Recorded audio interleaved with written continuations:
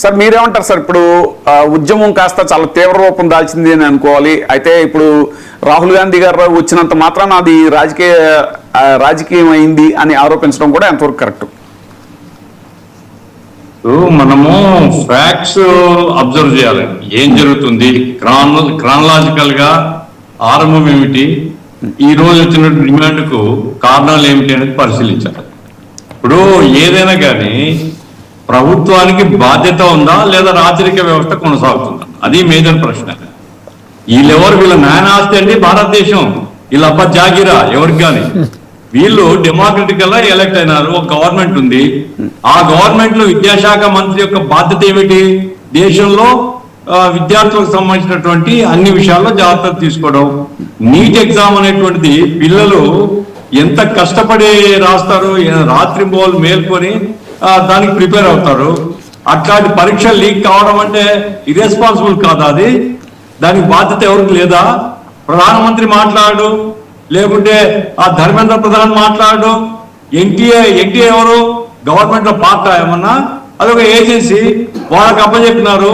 అంటే 23 లక్షల మంది పిల్లల భవిష్యత్తు ఎవరో ఒక ప్రైవేట్ ఏజెన్సీకి అప్పచెప్తారా? ఎంత బాధ్యతారహితమైనటువంటిది. కాబట్టి ఆ రోజు నుంచి వచ్చిన డిమాండ్ ఏమిటి, నీట్ ఎగ్జామ్ కు బాధ్యత వహిస్తూ ధర్మేంద్ర ప్రధాన్ రాజీనామా చేయాలి. అసలు మీరు అబ్జర్వ్ చేస్తే ఒక 3-4 రోజులు లీకేజ్ తర్వాత, అది బయటపడిన తర్వాత అసలు ధర్మేంద్ర ప్రధాన్ మాట్లాడలే, రెస్పాన్సే లేదు అతని వైపు నుంచి.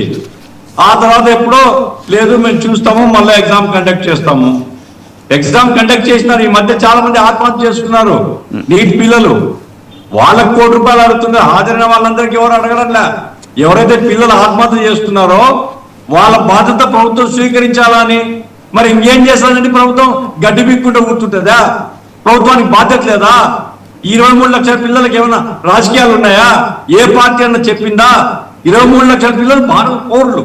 ఆ భారత పౌరులకు ఇంత అన్యాయం జరిగినప్పుడు, అందులో కొంతమంది యూత్ ఎంతో భవిష్యత్తు ఉండేటువంటి వాళ్ళు ఆత్మహత్య చేస్తే ఏం స్పందించని దరిద్ర ప్రభుత్వం ఉంది ఇది కేంద్రంలో. కాబట్టి వాళ్ళు ఆందోళన చేస్తున్నారు. ఇప్పుడు రాజకీయ నాయకులు ఏదైనా ఒక ఆందోళన జరిగితే ఈ బీజేపీ వాళ్ళు ఊరుకుంటే వాళ్ళ, ఇంతకుముందు బీజేపీ వాళ్ళు పలకరించే వాళ్ళు కాదా ఒక అజిటేషన్ జరుగుతుంటే?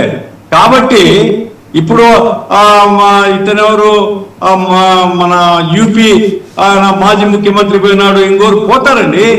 దేశంలో ఒక ఆందోళన జరుగుతుంటే ఎవరో పోయి పలకరిస్తారు, అయ్యా మేము సపోర్ట్ చేస్తాం, న్యాయమైన డిమాండ్ మీది. వాళ్ళకేం రాజకీయాలు లేవు కదా. వాళ్ళ అది ఇప్పుడు ఆ పార్టీలో అతను దిగ్రేనా దిమ్కేనా ఏదో ఉండొచ్చు, ఉండి అతను అమెరికాకి వెళ్ళిపోయినాడు. 1,00,000 మంది జనం వచ్చినారంటే ఎందుకు వస్తారు? ఆ దిమ్కే కోసం రాలే. The genuineness of the demand. బాధ్యతారహితంగా కేంద్ర ప్రభుత్వం ఉంది. నాకు అర్థం కాదండి, ఏం ధర్మేంద్ర ప్రధాన్ ఒక 15 రోజుల ముందే కనుక మేము యాక్షన్ తీసుకుంటామని చెప్పింటే ఏం పోతుంది అంటే, బీజేపీ మా ఇష్టంతో మేము చేస్తాం, అడ్డగోలుగా పరిపాలిస్తాం, మా ఇష్టం వచ్చినట్టుగా దేశాన్ని కొల్లగొడతామంటే చూస్తూ ఊరుకుంటామా? అసంతృప్తి రాదా? ఆందోళన రాదా? ఈరోజు ప్రధానమంత్రి ఆఫీస్ దగ్గర కూర్చున్నారు. ఏం బీజేపీ వాళ్ళు చేయలేదు ఇంతకుముందు అక్కడ ఒక అమ్మాయిని రేప్ చేయడం దుర్మార్గం. రేప్ చేస్తే ఎంత పెద్ద అజిటేషన్ వచ్చింది. ఆ రోజు ప్రధానమంత్రి ఇంటి మీద పోలేదా? కాబట్టి ఇవన్నీ కుంటి సాకులు, పోలీస్ భాష మాట్లాడటం తప్ప వాస్తవంగా నరేంద్ర మోడీ గారు ఇప్పటికే స్పందించి ఉండాలా. పిల్లలు చనిపోయినారు, వాళ్ళ బాధ్యత ప్రభుత్వం తీసుకొని ఉండాలా. ఈ లీకేజ్ కు బాధ్యులైనటువంటి వాళ్ళను శిక్షించి ఉండాలా. తర్వాత అతన్ని ధర్మేంద్ర ప్రధాన్ తప్పించి ఉండాలా. చాలా రోజులు వార్తలు వస్తున్నాయి, ధర్మేంద్ర ప్రధాన్ తప్పిస్తారంట, నిర్మాణ స్థితానికి ఇస్తారంట విద్యాశాఖ. అదేదో అది అనౌన్స్ చేస్తే అయిపోయేది కదా, ఏ స్టేషన్ లేదు కదా. వాళ్ళు అడిగేది అదే కదా. కాబట్టి స్పందన ఉండే ప్రభుత్వం కావాలా. ప్రజాస్వామ్యంలో ప్రజల బాధలు కష్టాలు పట్టించుకుంటే ప్రభుత్వం కావాలా. ప్రజల ఆకలితో కూర్చుంటే అరే ఎందుకు కూర్చుంటే బ్రిటిష్ కంటే అన్యాయమా వీళ్ళు? బ్రిటిష్ వాడు గాంధీ గారు కూర్చుంటే బ్రిటిష్ వాడు ఏమి పోలీసులు ప్రయోగించి ఇష్టం కొట్టలేదే, చర్చలు చెప్తున్నారు 1 నిమిషాలు కూర్చున్నారు. నా పాయింట్ ఏంటంటే, అహంకారంతో ఈ రోజు రాజ్యపాలన చేస్తున్నారు. ప్రధానమంత్రి అంటే ఏదో ఆ మొఘల్ చక్రవర్తిలో లేకుంటే అంతకంటే ముందు అశోక్ చక్రవర్తిలో ఉన్నట్లుగా ఇది నా రాజ్యం అని భావిస్తున్నారు. తప్పు. ప్రజాస్వామ్యంలో ప్రజల సేవకులుగా ఉండాలి తప్ప ప్రజల మీద పెత్తనం చేసే వాళ్ళుగా ఎవరు ఉండడానికి వీల్లేదు. కాబట్టి ప్రభుత్వం ఇప్పటికైనా సరే ధర్మేంద్ర ప్రధాన్ మేము తప్పిస్తాము, మేము విచారణ జరుపుతున్నాము, మేము డెసిషన్ తీసుకుంటాము అని చెప్తే అది ఆందోళన అది ఆగిపోతుంది. అది సార్ గఫూర్ గారు గతంలో కమ్యూనిస్ట్ పార్టీలు ఎలాంటి ఉద్యమాల్లో బాగా ముందుండేవి కదా, మరి ఈ మధ్యన కమ్యూనిస్ట్ పార్టీలు అంతగా యాక్టివ్గా ఉండట్లేదని ఈ మూమెంట్లు, ఈ ప్రజా మూమెంట్లు అనేటువంటివి, ఇప్పుడు ఈ కాక్రోచ్ జనతా పార్టీలు లాంటివి ఉద్యమాలు అనేటివి అన్నీ కూడా గతంలో కమ్యూనిస్ట్ పార్టీలు చేసేవి కదా, ఇప్పుడు మరి ఆ విషయంలో ఏమన్నా కొంచెం వెనకబడింది అంటారా? మేము బలహీన పడినాం. మీరు చెప్పినా చెప్పకపోయినా ఫ్యాక్టరీ ఎందుకు బలహీన పడినాం ఏమిటని మేము ఆలోచించుకోవాలా. వాస్తవంగా ప్రజల్లో పెరుగుతున్న అసంతృప్తిని కమ్యూనిస్ట్ పార్టీలు చేయలేకపోతున్నది ఫ్యాక్టే. అయితే ఈ కాక్రోచ్ జనతా పార్టీ ఆందోళన మేము బలపరిచాము. మొన్న వాంగ్చుక్ ను అరెస్ట్ చేస్తే దేశవ్యాప్తంగా మేము నిరసన తెలియజేశాము. అయితే మా శక్తి ఇంకా సరిపోవడం లేదు. పెద్ద ఎత్తున నరేంద్ర మోడీ ప్రభుత్వాన్ని దిగ్బంధం చేసే శక్తి మాకు రాలేదని అర్థమవుతుంది. అది ఎవరో ఒకరు చేస్తున్నారు. ఇప్పుడు ఆ పిల్లలు 1,00,000 మంది ఎందుకు వస్తారంటే ఎవరికి కానీ ఇదేమి సంతోషంగా పండుగలు కాదు కదా పోవడానికి, లేకపోతే అక్కడ ఏదో పోయిన వాళ్ళందరికీ డబ్బులు ఇస్తారు, తిండి పెడతారు, ఏం లేదు కదా.